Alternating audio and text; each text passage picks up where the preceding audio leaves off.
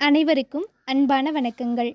இந்த வீடியோவில் நம்ம சிற்றிலக்கியங்கள் அப்படின்னா என்ன, அதனுடைய வகைகள் என்ன, அதனுடைய காலம் என்ன, இந்த மாதிரி விஷயங்கள்லாம் பார்க்க போகிறோம்.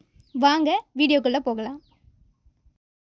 சிற்றிலக்கியங்கள் பேரில் இருக்கிற மாதிரியே அளவில் சிறிய இலக்கியம், அதாவது பாடல் எண்ணிக்கையிலையோ அல்லது அடிகளுடைய எண்ணிக்கையிலையோ இது சிறிய அளவாக இருக்கும். அகப்பொருள் அல்லது புறப்பொருள் ஏதாவது ஒரு பொருளை பற்றி பேசும். அதாவது அகம் அப்படிங்கிறது ஒரு தலைவன் தலைவிக்கு உள்ள நடக்கக்கூடிய அகம் சார்ந்த விஷயங்களை பற்றி பேசுறது. புறம் அப்படிங்கிறது வெளிப்படையான விஷயங்கள், அதாவது ஒரு மன்னனுடைய சிறப்பு, கொடைத்தன்மை, வீரம், செல்வம், இதை பற்றியெல்லாம் பேசுகிறது புறம் அப்படின்னு சொல்லுவோம். இந்த சிற்றிலக்கியமானது அகம் அல்லது புறம் இந்த ரெண்டு பொருள்களில் ஏதாவது ஒரு பொருளை பற்றி மட்டும்தான் பேசும். இந்த சிற்றிலக்கியத்தில் பாடப்பெறக்கூடிய கடவுள், மன்னன், தலைவன் அல்லது தலைவி இவங்க வாழ்க்கையில் நடக்கக்கூடிய ஏதாவது ஒரு சிறு பகுதியை மட்டும்தான் நம்மளால் தெரிஞ்சுக்க முடியும்.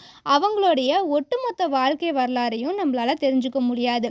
எடுத்துக்காட்டா பிள்ளை தமிழ் அப்படின்னு ஒரு சிற்றிலக்கியம் இருக்குது. அதில் நம்மளால் அவங்களுடைய குழந்தை பருவத்தை மட்டும்தான் தெரிஞ்சுக்க முடியும். உலா அப்படின்னு ஒரு சிற்றிலக்கியம் இருக்குது. அதில் தலைவனும் தலைவியும் அல்லது மன்னன் இவங்க உலா வரக்கூடிய செய்தியை மட்டும்தான் நம்மளால் தெரிஞ்சுக்க முடியும். தமிழில் இருக்கக்கூடிய அறம், பொருள், இன்பம், வீடு இந்த 4 உறுதி பொருட்களில் ஏதாவது ஒரு உறுதி பொருளை பற்றி நம்மளுடைய சிற்றிலக்கியம் பேசும்.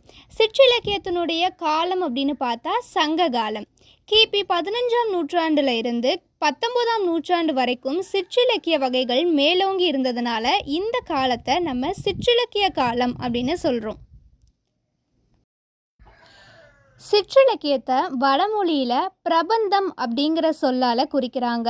பிரபந்தம் அப்படிங்கிற வடமொழி சொல்லுக்கு கட்டப்பட்டது அல்லது நன்கு வடிவமைக்கப்பட்டது அப்படின்னு பொருள். கிபி 16ஆம் நூற்றாண்டில் தோன்றிய பிரபந்த மரபியல் அப்படிங்கிற பாட்டியல் நூல் 96 வகை சிற்றிலக்கியங்களை பற்றி பேசுது.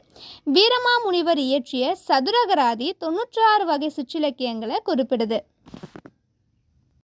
சிற்றிலக்கியங்கள் மூலமாக நாம் நம்ம தமிழ் பண்பாட்டையும் தமிழக வரலாற்றையும் தெரிஞ்சுக்க முடியுது. இந்த 96 வகை சிற்றிலக்கியங்களுடைய பேரை தெரிஞ்சுக்கணும் அப்படின்னா நான் இதுக்கு முன்னாடியே ஒரு காணொளி போட்டிருக்கேன். அதுக்கான லிங்க் கீழே டிஸ்கிரிப்ஷனில் கொடுக்குறேன், நீங்கள் செக் பண்ணிக்கோங்க. நன்றி.